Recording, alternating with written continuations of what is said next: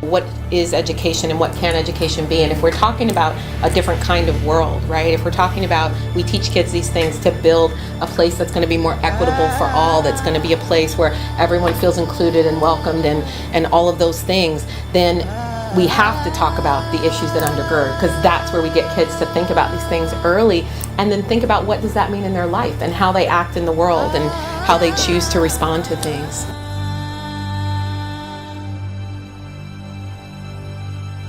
Finding an administrator and a team that is embracing this type of work, it's very rare to come across.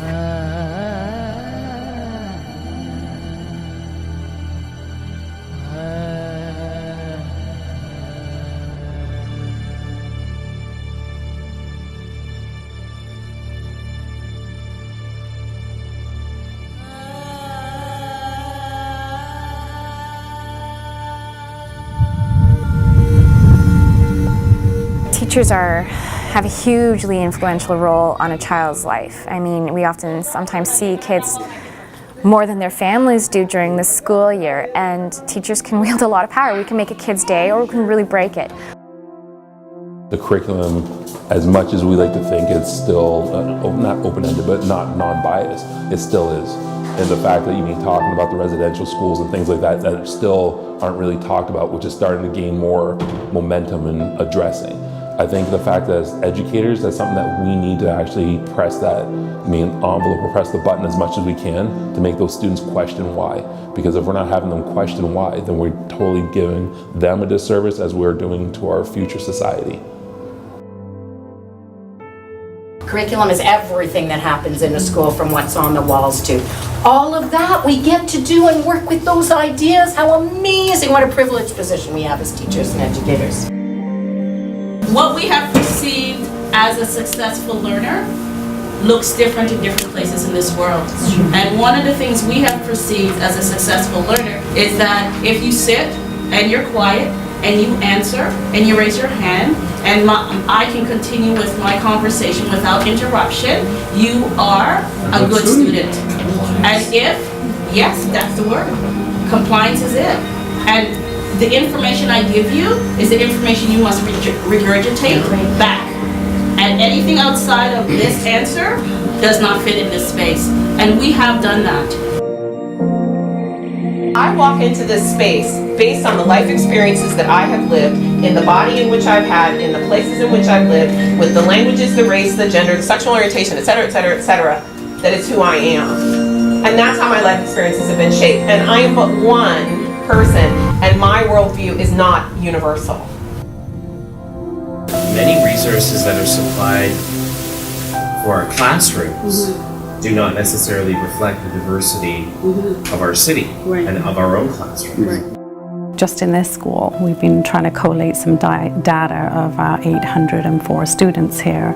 We've come across so far, like there are students here that speak 40 different languages. That's huge. And we talk about culturally relevant teaching. We talk about this idea of what happens when you bring the world into your classroom, and the idea that it's not just about the fact that we're talking around culture. Yes, culture is so important. Yes, ethnicity is so important. Yes, that sense of background and where we come from is so important. But here's the other part. It's that sense of belonging. If I came into your classroom right now, would I see anything that looks like me? Recently we read a book about how black people were like slaves and servants, and we've been doing a little bit of work. We've been talking about that, doing a little bit of work on it. Okay. Schools in urban centers that are highly racially diverse, there are communities around the province where there is very little racial diversity. But we would argue that cultural responsive and relevant pedagogy is as relevant there as it is here. And that there is diversity, even if you don't see it. We haven't talked about a scientist all year who comes from where I come from, where my family comes from. How do we not have kids feel ashamed of who they are and what they bring? Just the challenges, being able to look at curriculum through a new lens that they haven't looked at before and see how they can move beyond that. And I think the challenge too comes in being and being really self-reflective about like what are the problems that we have in our classrooms, and feel like it's okay that we have issues. I think is a challenge, and it's okay that we have issues, you know, and it's okay if we're to identify if we're having issues with certain groups of people. It's okay to say that. It's okay to put our assumptions on the table. You've pushed us into that gray area, that area of discomfort, which is good. We need to move there. We need to have those conversations that make us begin to feel a little bit uneasy, because it challenges what we're doing as professionals and how we are going to then act with one another, with our families, and with the students in our school.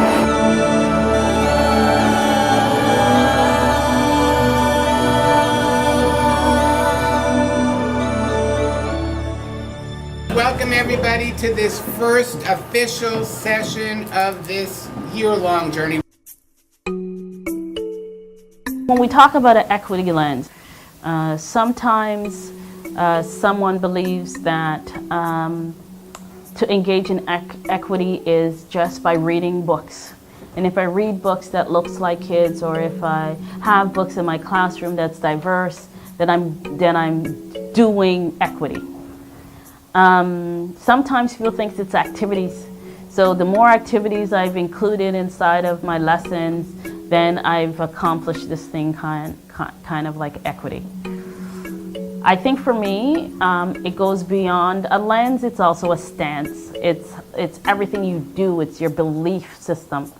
So when you enter the world and you look at anything, you must see the idea of this lens of equity. We're going to talk about lots of aspects of social identity and what those are, and how when we have these conversations sometimes about gender issues or issues of sexual orientation or issues around social class and poverty or issues around religion, you know, these are not conversations that we get to have all the time. They're not conversations that many of us are taught how to have. We sometimes feel very uncomfortable in those conversations.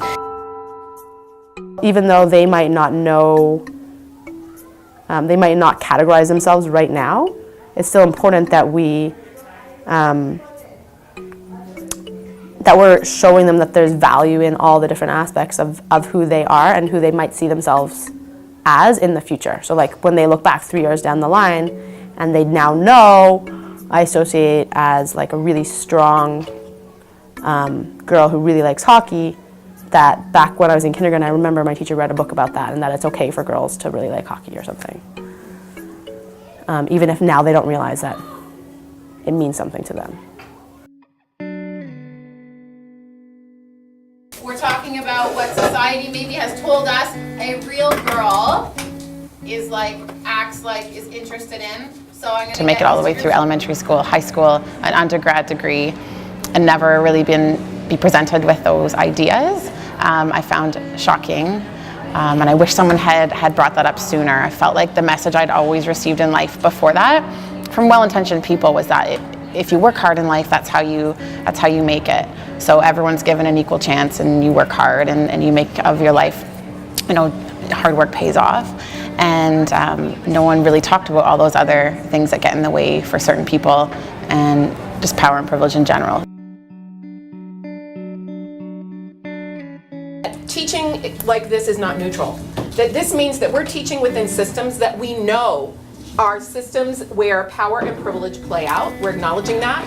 We're acknowledging that some kids walk into our schools and they've had certain experiences that are a part of those systems of power and privilege. We're acknowledging that we, as educators, have to take that into account in order to do the work we're doing.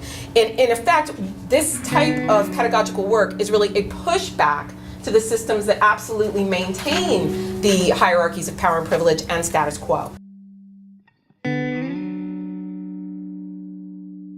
I took my daughter to a park, and we were sitting there playing, and a little girl was playing with it, and she was having fun wearing her hijab, excuse me, and the little boy said, "She has pink hair."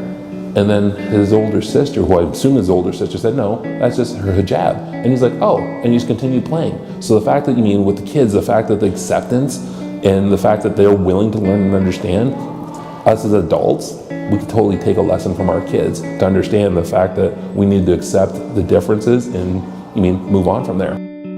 How often do we look at something that's different and apply that moniker of less than to it? Of not as good, of insufficient, not as capable, not as smart. So this is the special education statistics, who's in what program from the Toronto District School Board. All of this work that we're doing really is a counter to kind of these ideologies that still exist within our systems that make the system experiences very different for certain kids because of that thinking. Education is one piece of a child, but that social emotional piece is huge. They're going to be healthier adults when they're older, and they're going to feel empowered that if they see an injustice taking place, that the easiest thing I know is to walk by and to get involved at whatever level it is, and that they can have an impact, and that's a huge piece. So we hopefully will have a society of great citizens, and that will be a role model for surrounding schools and other schools in our board and to other boards. Students that are looking out for each other, not looking the other way or ignoring what's going on. I think by not talking about the history of Canada's journey, that this is going to be hard for me to say, those people that have been oppressed in the past are still being oppressed because their history and their journey is not being recognized, it's not being validated. So we're still saying, it don't matter, we're not going to talk about this, we're not going to recognize that this happened. So I think it needs to be in the system because it is our history. It's important for us as we redefine curriculum that we say to ourselves, am I taking this history book as the only space of fact? Can I have a Jeopardy fact for a second? Jeopardy fact. What year did the last residential school close? 1964? No, 1980. 1980, 1964. 78. 78. Somebody else? Higher. 94. 94 is close. 94 is close. 96. 1996. What? According to the information in the records of Vanier College regarding this time, when a senior Canadian immigration official was asked how many Jews would be allowed to enter Canada after the war, the official replied, "None is too many." In British Columbia, Chinese people were restricted from voting and holding certain types of jobs. Quote, blaming Chinese immigrant when the economy turned bad became a way of organizing immigrants from Great Britain and Europe around the idea of white supremacy, best captured in the phrase, "White Canada forever."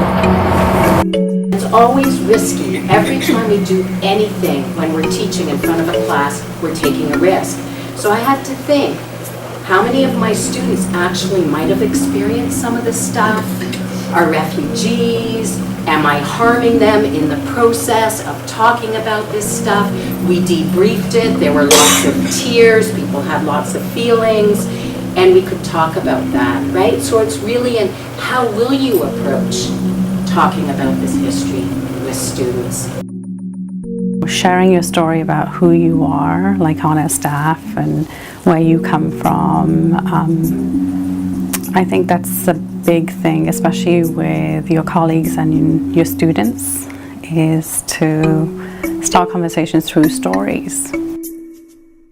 So what we're going to do is move into the atrium and form a line in the middle of the atrium going along. I'll help you do that when we get out there. Okay, let's go. Okay. If your ancestors fled oppression to come to Canada, take one step back. I remember 2 years ago at one of the schools very close to here, a kindergarten student asked me, are you somebody's mom? And I said no. Are you a lunchroom supervisor? And I said no. I'm a teacher. And the little boy said, well, you don't look like my teachers. So to be in a school in Milton where a lot of the student population looks like me, and I was one of a kind as, you know, being an educator in that building was a huge eye-opener for me. If you have never been denied access to a public building or an educational program because of a disability, take one step forward. Thinking about the differential of power that we see all around us, and I guess maybe being a white male, I don't think about those powers. I walk around enjoying it, but I never think about it because it's always back there. So that kind of laid bare a lot of the things that I never really thought about before. If your cultural identity has been appropriated as a sports logo, take a step back. It was really difficult to go through that and to finally become sort of awakened to my own privilege. And I feel like I have been very privileged in life and not had to face a lot of oppression. If you saw members of your race, gender, or sexual orientation well represented in a wide range of roles on television and the media, take one step forward. Having my colleagues going ahead of me, I never had any of the experiences in terms of having inheritance or having property. I mean, it was just more of, education was always that key thing, that foundation that my mom wanted for all of her children. And that was, what I now want for my own kids, my nieces, so. That's the last statement. Just before people move back into the room, if people could sort of just take a look around this room and see what you see in terms of how it looks and how it might feel. And then we're going to go back into the room and have a bit of a conversation about it. Thank you very much.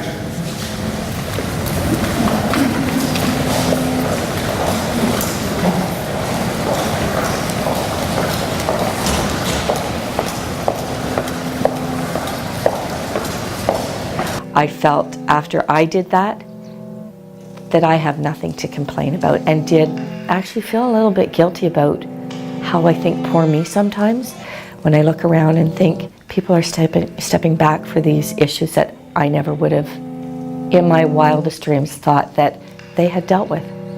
Issues like having to move when they were a child because they couldn't afford their house or they couldn't afford to buy food.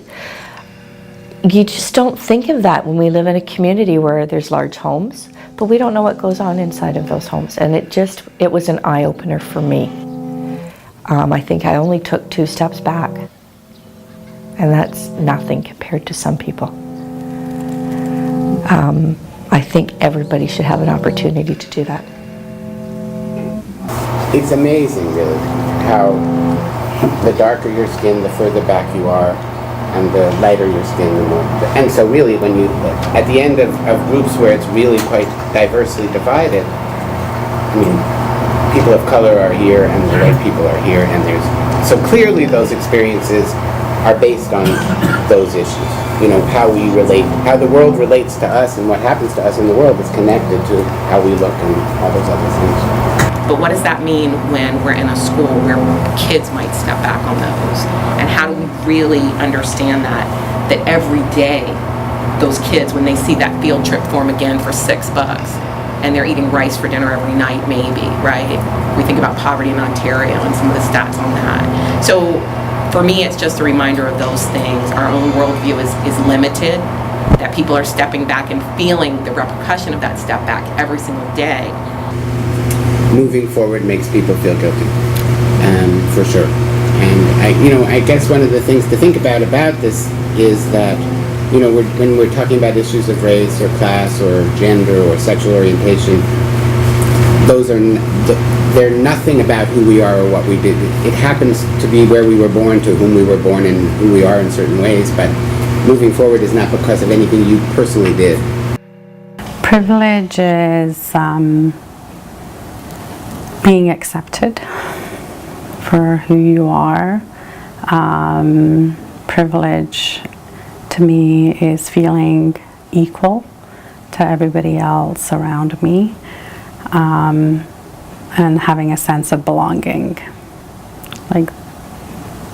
Those are things that I would equate to the word privilege and acceptance. By virtue of the fact that we're raising the issues that we're raising, you're taking a stance and you're bringing in curriculum where kids who normally don't see themselves get to see themselves. People who aren't able to share who they love, share who they love. You're talking about things that, again, if we think about the flower, we think about the aspects of social identity, we think about all that talk we did about oppression and how it operates in individual and system and institutional ways and society and what's culturally normal. And you're pushing back to that with this kind of work. You're saying, I don't believe the smog. I'm blocking the smog out. I've got to do something different. It is a pushback. And if you don't want to do that, if you don't see a need for it, if you've walked through life in this way or thinking my way is this and everyone else is beneath me and this is all beneath me and there's something, I'll tolerate it, but I won't accept it. We can talk about social justice, equity and inclusion. If you don't understand who you are and what your personal story is, I don't think it can be done in a genuine way or with a genuine understanding and having that understanding of what other people's personal stories are. You really need to look at yourself and who you are and where you've come from. Specifically, I'm going to hone in on culturally relevant teaching and pedagogy first, because that's where we really connected this work to primarily. And this work comes from a woman named Gloria Ladson Billings, who wrote a book called The Dream Keepers. One of the things that happened is that in the literature about Black children and schooling, it was just all basically that they can't learn. There was so much literature in the mid-90s now when she did this. There's so much educational literature that talked about the deficits that this group of kids come with. And she said, well, there's really nothing but racist ideology that informs that thinking. So what I'm going to do is I'm not going to look at the group of kids. I'm going to look at teachers who are successful with Black students, determined by kids, community, parents, administrators. And I'm going to say, what are these teachers doing, right? Because we know Black kids can learn. But what she found was that these teachers engaged in practices that she coded into 3 big areas. So they engaged in practices that promoted high academic, and also she talks about behavioral expectations. They engaged in practices that supported something called cultural competence, which I'll talk about as well. And they also engaged in practices that supported this notion of having a critical consciousness. The reason we're looking at deficit ideology today is it kind of undergirds a lack of critical consciousness and critically conscious inquiry. So we're looking at it as an example to kind of work against as we're developing our questions. And we're going to be spending a little bit of time talking about deficit ideology. A lot of the work that we're doing in our sessions really opens my eyes. And when I became a teacher, that the whole diversity piece and being a social activist and being conscious of all the stories that the kids bring in to the classrooms was something you always had to keep your mind on. And this project kind of takes it that one step further. That now we want to see change in our children. We don't want to see them, we don't want to just bring it to them. We want them to take it up and move forward with it. I think that equity work at its essence is relational. And it's about teachers relating first to themselves and understanding self, relating to each other and being collegial, being supported by administration, relating to their students, developing relationships with families and community and understanding the community. And then kind of in a global way, it's really about bigger relations. How am I connected to what's going on over there? And it builds kind of an idea of us being a global community, of us being active citizens, of us taking action, and having a compassionate stance. Teachers always say to me, well, the reason why I can't engage in critical literacy with my kids is because they need the basics. And I would ask them, what's the basics? And they'll say, well, because they don't know their letters and they don't know the alphabet or they don't know their names. And I would ask them, so when would you get to these critical literacy work? When are you going to ask them deep questions about this text? And they'll tell me, I'll get to that in May. Because by then these kids would have gotten all these basics. And then they will tell me all the reasons why these kids need the basics. And sometimes it's about where they live. Or they live in poverty.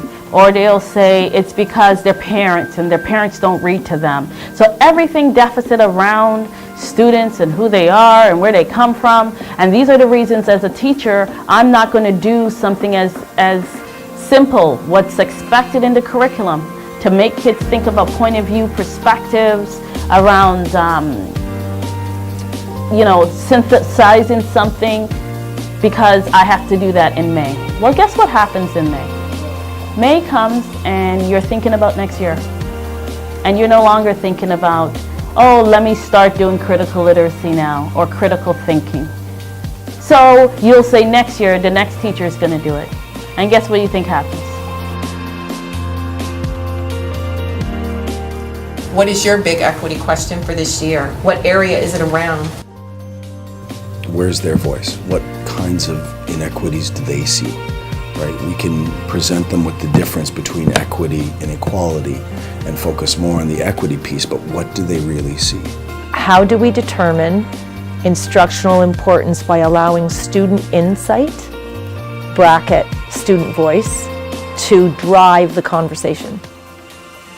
So our inquiry question that we're focusing on is, how can we learn about diversity and increase awareness and acceptance of religions and ethnicity, racial backgrounds in our classrooms through curricular content and experiences to make each student feel represented and valued? How can we help students build on their prior knowledge of what fairness is and help them to promote fairness in their community? We're going to be, I guess, polling our community to find out and talk about how relevant or what activities are being represented in our school, and if they feel like their cultural sport or activity is being represented. Our question is whether our students see themselves reflected in the curriculum and in the resources and the materials in our classroom. What our paper says today, and I'm going to say start with your drawing and then we'll do our words after. That way we have a good idea what we're thinking about. One says, draw a picture of how somebody can be treated the same. So if you wanted to be treated the same as somebody else, or you want to treat someone else the same, you can draw a picture of what that would look like. The other side says, draw a picture of how somebody can be treated fairly. So you want to think about, how can I be treated fairly, or how can I treat somebody else fairly? And you can pick any kind of idea that you want. This one here is, do you remember what the first one was? Yeah. What was it, Elliot? First one was 1, 2, 3. Sameness. The second one is 1, 2, 3. Fairness. So, how can I treat somebody the same? And how can I treat somebody fairly? I decided that I was going to find the perfect book, and I decided on the book We All Sing with the Same Voice, which was originally actually from Sesame Street. And I chose this book because it has a great message to tell kids that no matter where they're from, they all belong together, and that our language, even though it might be different at home, it might even be different understanding here, we're all learning the same language as singing this song. We were paired with Jeanette, who was an Aboriginal artist, and Dwayne, who is a spoken word poet. And so the kids, we had 2 visits from them, and Jeanette would work on them talking about their inner self and their outer self. So the inner side of the mask is things that people don't see about you, and then the outer self is how society perceives you, how they see you. People mostly don't know that I like to sing. When you get into the practice of being able to teach young people to begin to look at all the different layers of what makes you, you begin to see that, we're all so complex. And when you look at being in a multicultural society like Canada, when you dig deep enough, you start to see so many layers of connection between people that you might not even have known that there might be something that connects the two of you, but one of those identities you guys have in common somewhere along the line. So I think spoken word and being able to train young people and teach them how to, dig deeper into themselves and not just see themselves as I am just this one thing. It allows them to realize, the aspects of life where they might be privileged, other aspects where they might be challenged in society. And I believe that kind of knowledge helps young people and older people to be able to navigate their way through life a bit easier because they have, certain ideas and knowledge about various situations that they might find themselves in. We had a great suggestion from our principal that one way we can, or one strategy to document or let them feel encouraged or empowered about their voice was to have a word wall of wisdom. And what it was, as observers, we would just collect information that they just randomly say, stick it on a little piece of paper and just stick it on a wall for them to always go and look back to say, I said this, I am super, so they get to acknowledge the things that they're actually saying. Even through what we perceive as failure, like an inquiry not working, that it's really not about, that sometimes students, there's tremendous learning and maybe we've just we've chosen a bad assessment and so I think there's been really great learning from all of us to understand that even when inquiries don't work as we thought they would or they don't work at all, that it's okay and to embrace it. It didn't work and it's part of the reflection to know why it didn't work. So you're learning from that, and I think that's been really great learning for us to bring. That's an important part. I see what at one point I may have perceived as an annoyance or an interruption as an invitation. So in another situation when we were just reviewing a game called Race to 10 for math, and it had to do with cubes, and this little chart we had, one child jumped up and said, oh look, there's a pattern, and I was totally oblivious to it. It's the way I'd drawn something on the chart. And at one point I just could have said, okay, that's really nice, let's move on, because that's what I had planned. But I joyously saw that as an invitation to spontaneously reinforce their concept of patterning. So we got up and kinesthetically made the pattern that with our bodies that she saw on the chart. We realized that in order for us to really go into this project, we needed to be okay with pushing the boundary, and we had great support by our admin and the rest of the staff here to go on this faith walk. We went to a mosque, we went to a Sikh temple, and we went to a church, and there was only a handful of kids out of all the 120 grade 2s that went on the trip that didn't come. But there was a lot of conversations with parents and the community to really explain the purpose of the trip. And sometimes that's all the parents needed, was just to go over in detail of we're not going there to be converted into a certain religion. That's the complete opposite of what we are going to do this for.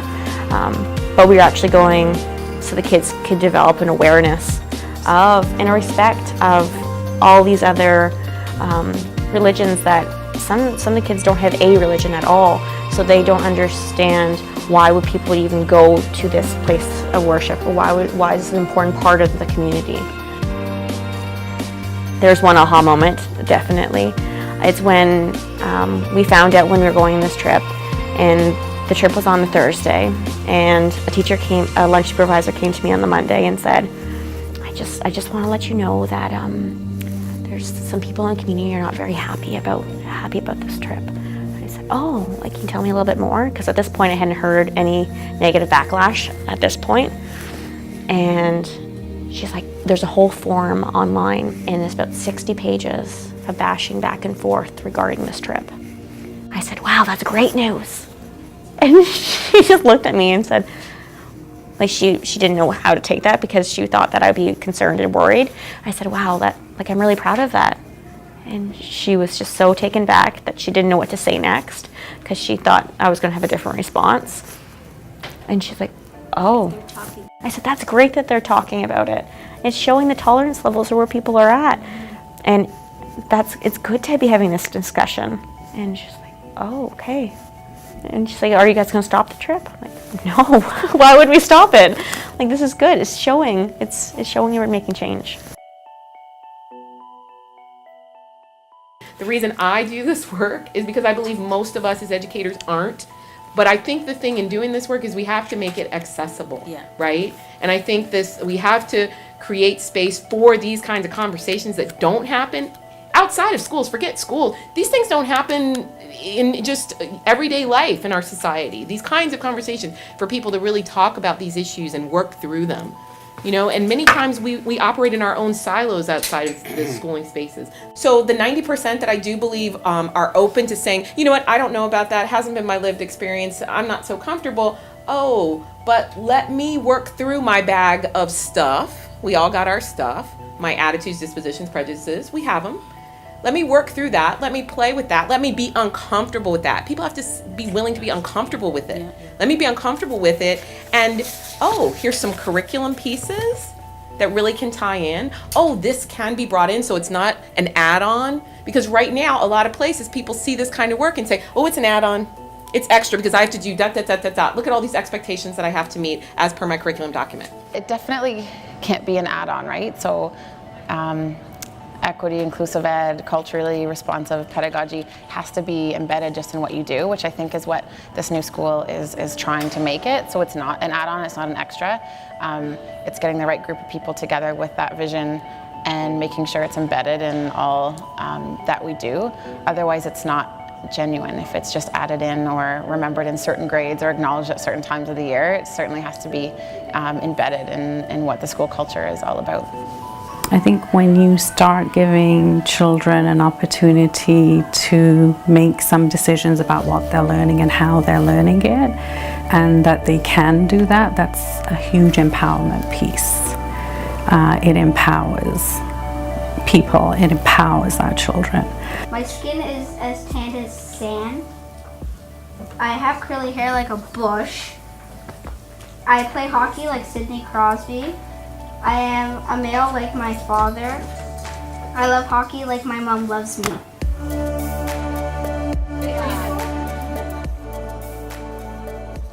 Now when you think of that equity lens, that you realize that we have such a responsibility when it comes to this profession, injecting that dignity from a place of also where people realize that they matter. And they matter in such a way that they walk out of a place thinking, I can't wait to go back, rather than thinking I shouldn't go back. So we hopefully will have a society of great citizens, and that will be a role model for surrounding schools and other schools in our board and to other boards. Students that are looking out for each other, not looking the other way or ignoring what's going on. So, you know, stepping up and not being a bystander. And it can only be a better place to live in, and a place that other people would want to live in.